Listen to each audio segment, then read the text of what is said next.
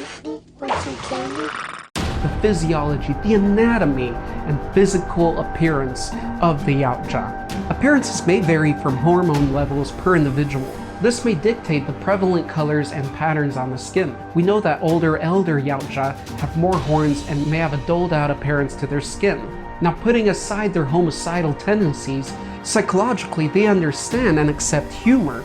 A laugh appearing as the rapid clicking of tusks, or even more boisterous as we have seen on screen. Yautja are humanoid in appearance, with major exceptions being their size and head. They are usually over 6 feet tall, averaging around 7 feet, with their weight well exceeding 350 pounds. They are more muscular and physically powerful than humans, and females share slight sexual dimorphisms to humans, such as having breasts, but yet again, that depends on the lore. But overall, they are larger than the males. It is also said that angered females are much more dangerous than the males. They have similar feet to ours, with the first toe or dew claw being on the inner side of the foot. In addition, there is a claw protrusion at the bottom of the fibula bone, or more accurately, the lateral malleolus. They are 5-fingered, proudly outgrowing their claws. The skin is hairless and indeed tough. Their heads, being the most noticeable difference, are large. Their face is composed of 4 prominent mandibles, sharp-toothed jaws, sunken eyes with a bony noseless structure. Fangs can range from 4 to more on the lower jaw and from 2 to more on the upper. Brows and ridges of the head are often lined with spines, which tend to increase in numbers with age, as possibly do the teeth. Eyes are often yellowish with hints of red at the outer and pupil edges. So-called dreadlocks, iconic to the Yautja, cover the backs of the heads. These protrusions are more complex than hair, having a network of blood vessels and nerves interweaved within.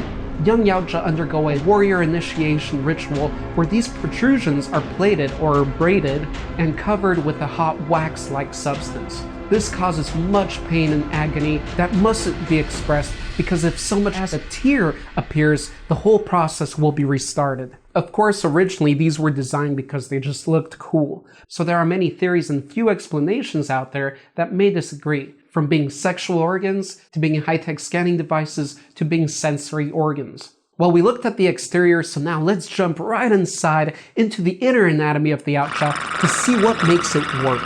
We know that they can live for centuries, and that some have even lived for thousands of years. So what is it within that allows them to do this? Let's begin with their blood. They have luminous neon green blood. When Batman, yes, Batman, tested the blood, he found it to be alien, though carbon-based. It has the capacity to partially neutralize the acidity of xenomorph blood, and has also been known to be capable of extending a human's lifespan. What goes into this blood?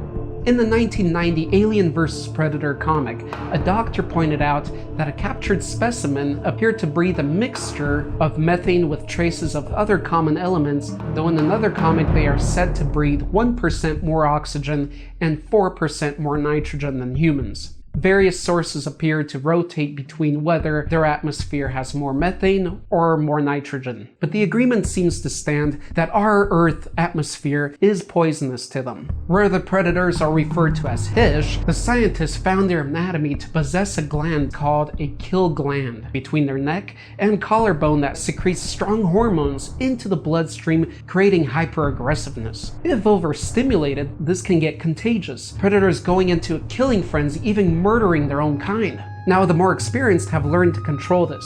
And speaking of glands, they also have a gland that releases a musk that signifies aggression. Also, apparently the cell structure is completely different to that of a facehugger, in case you were wondering, comparing the mandibled face to the structure of a facehugger. Their natural vision falls within the infrared spectrum of light, which has obviously shown to be a strength and a weakness, though with their masks this can be altered. More on their masks and equipment later in the technology section. Through the various sources, we learned that their skeletal structure is similar to ours in that they have a skull and ribs in a way that would be expected.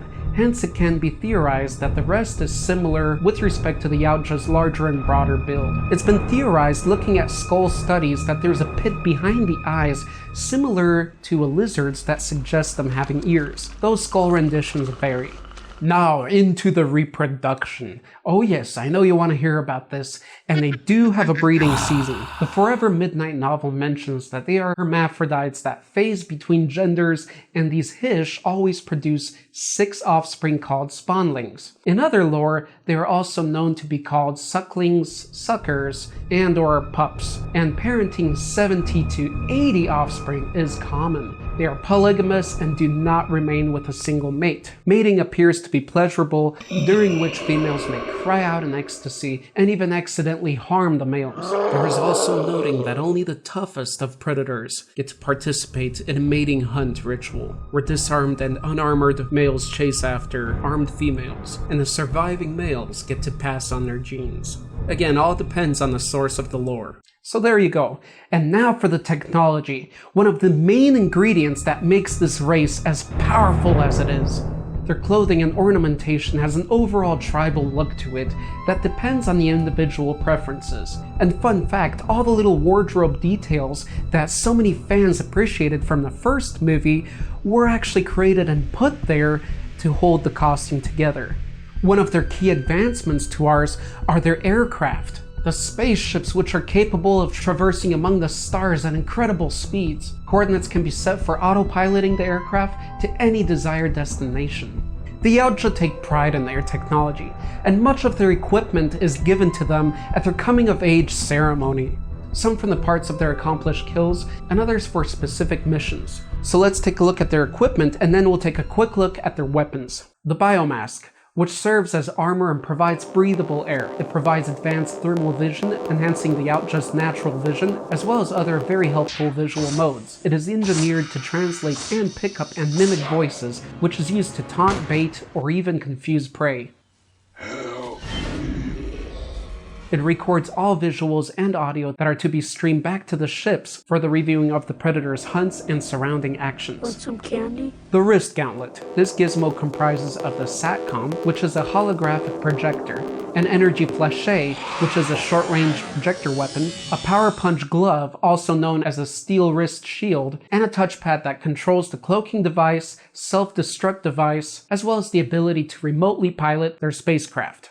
Cloaking device. This is linked to the wrist gauntlet. This camouflages the Predator through light bending methods that render it almost invisible. A growing fan theory suggests that the mesh covering the Predator is the key engineering behind the cloaking device. That mesh has also been shown to heat up, providing warmth in cooler conditions. The Medicomp, a medical kit capable of stopping infections, increasing healing, and providing adrenaline boosting effects for empowered battle re-entrants.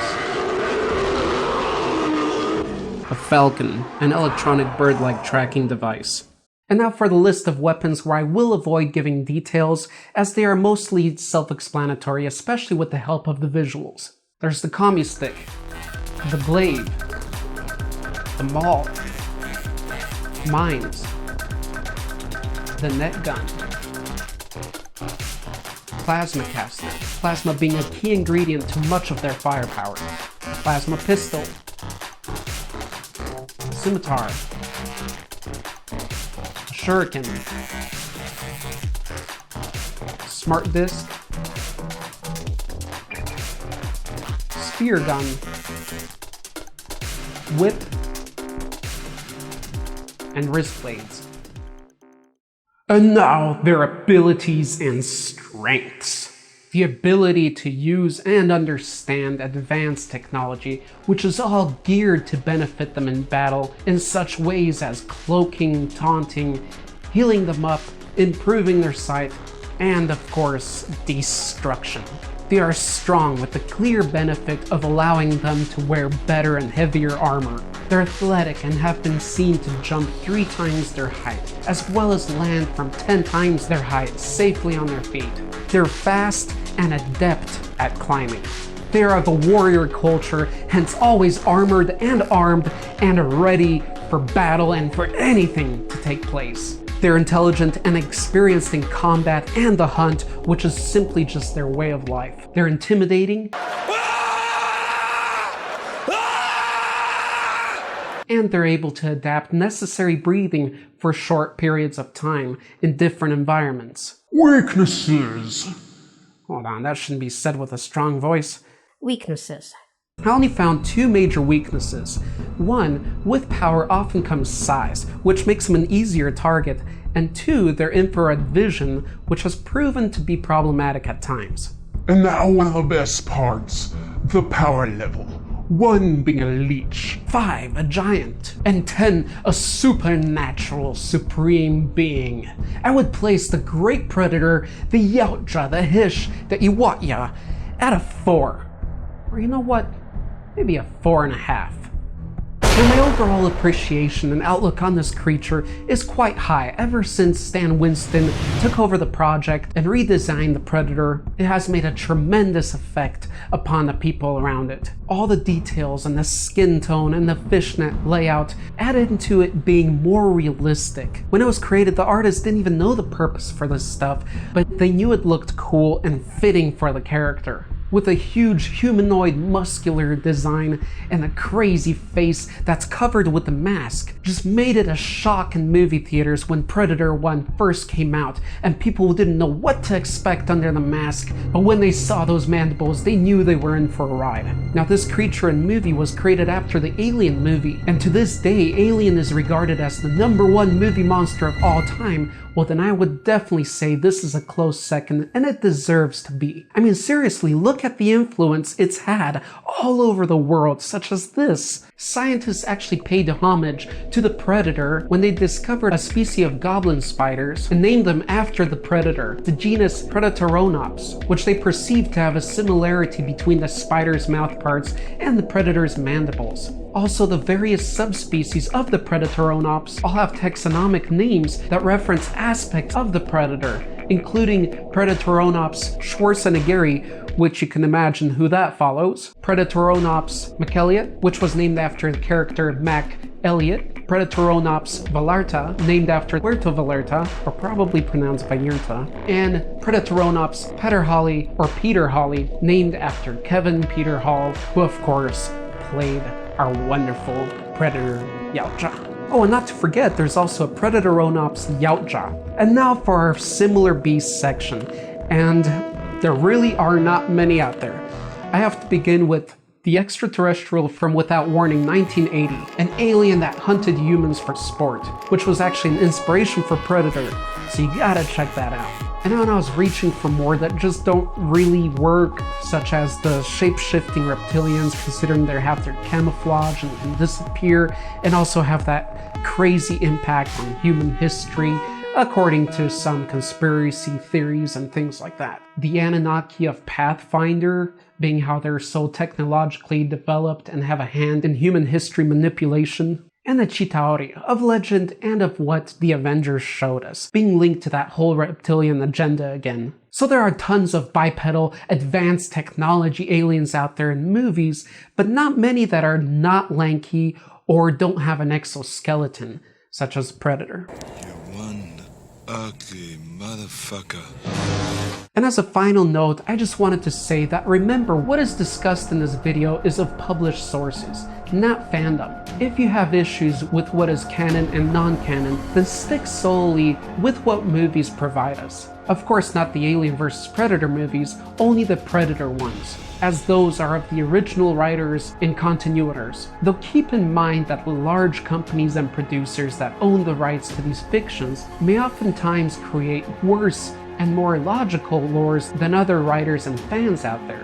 Obviously watch this video because you are curious in the Yautja and the possibilities of this creation. Enjoy the well thought out theories and views and ignore the others, as in the end we the fans, the speculators, enhance and give strong immortality to such creations as is the Predator. So once again, thank you for watching. You know we're all over the internet. Go check out my Instagram. We also got a video on all the Yautja types, all the types of predators out there, and it's definitely worth watching that video as it goes much more in depth into the different predators and predator characters out there that I didn't talk about in this video. We also have an in-depth all about the Xenomorph video, which you may want to check out. And we're also, of course, we've got a group on Facebook, which I'd love you to join. And do let me know what other movie monster you would want to see an all about video about. Maybe the super predators. Do let me know in the comments.